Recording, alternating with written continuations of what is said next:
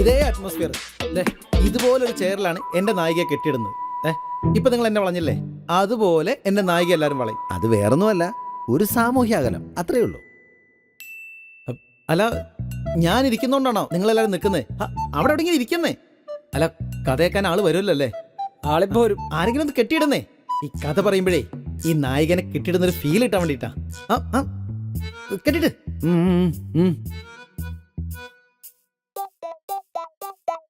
കെട്ടിക്കോ, നല്ല മുറുക്കി കെട്ടിട്ടാ,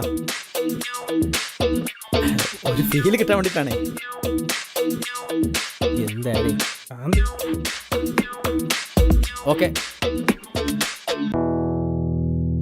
ഹലോ ആശാനെ, ബോസ് വരുന്നുണ്ട്. ബോസിനോടായിരിക്കും കഥ പറയണ്ടല്ലേ? വരട്ടെ, ബോസ് വരട്ടെ. കഥ പറയാനോ?